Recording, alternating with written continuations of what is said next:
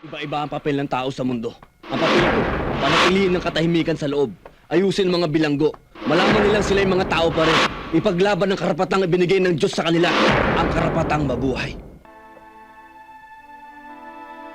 Nandito kami ngayon sa medium security compound ng New Bilibid Prison. Now na nagtinanggi ng superintendent na may nagaganap na gulo at tensyon dito sa loob ng naturang bilangguan. Pero magpapatunay ang matataas mula na sa ating kasamang Resty Cruz. Resty? Maraming salamat, kasamang Ray. Narito po tayo ngayon sa medium security compound.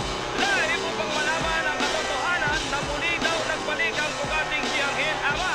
At ayon daw sa ating reliable source, nakabalik daw ito na di umano na hindi dumaan sa tama at normal na proseso. At di umano rin, siya ay protektado ng ilan sa mga opisyal. Iyan bang impormasyon na yan may basihan ba tayo dyan? Oo, kasamang Ray, meron tayong basihan.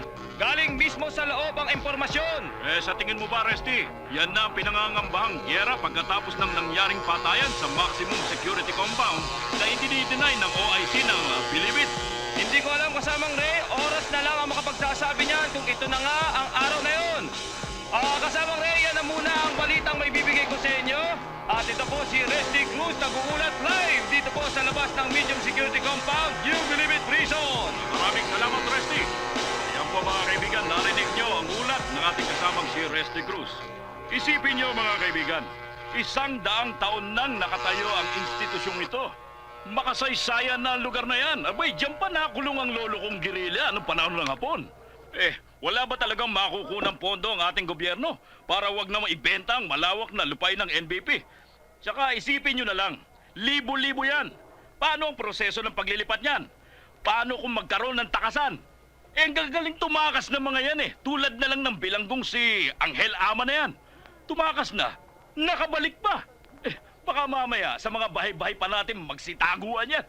Kailangan talaga natin dito isang masusing pag-aaral. Ang opinion ko tungkol sa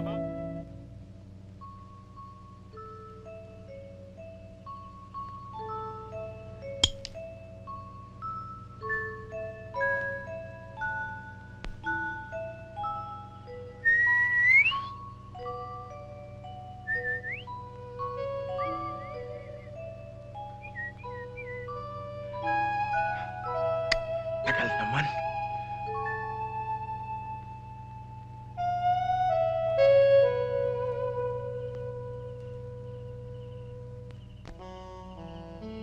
Love? Ikaw na ba yan? Ay!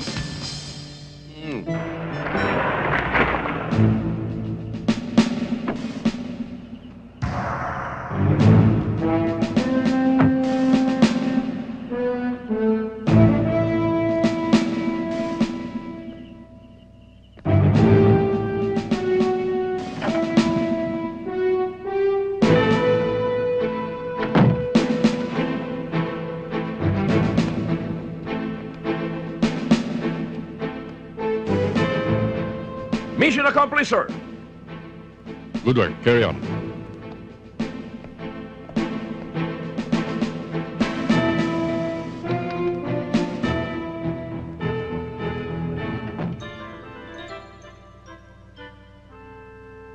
Alam ko Sige. gagawin mo, plano mo. Alam mo na yan, mga dos. Upakan kita dyan Boy, yun ang kailangan mo. Nahanap ko po si Kuya Carding. Karding Ermita. Oo, Ayun, nakakulong. Lahat ano kailangan mo sa kanya? may dalawa akong pera para humailabas siya. O, sige.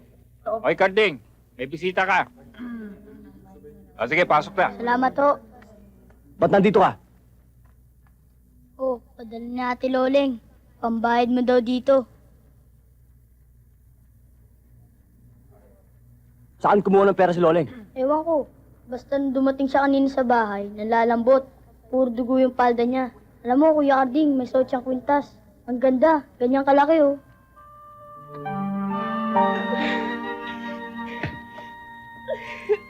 Bakit mo nagawa yun, ha?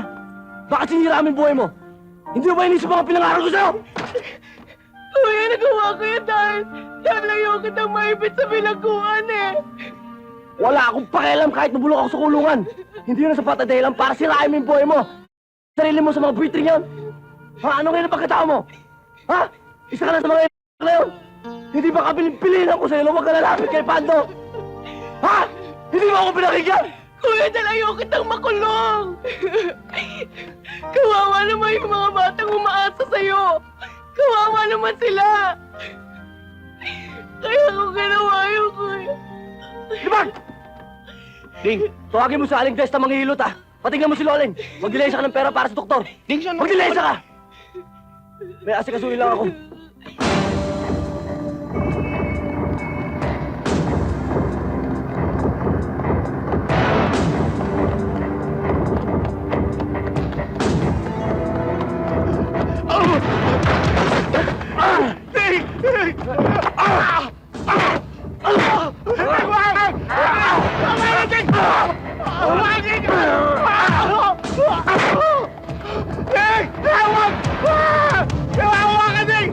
Hindi mo alam masalitang awa!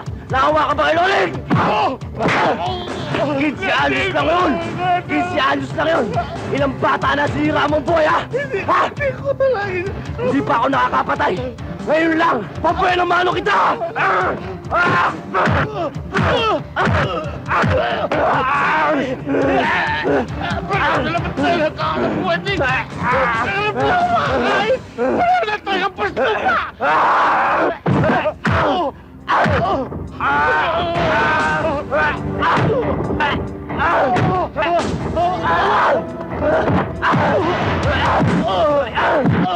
Sumipat ka na rito!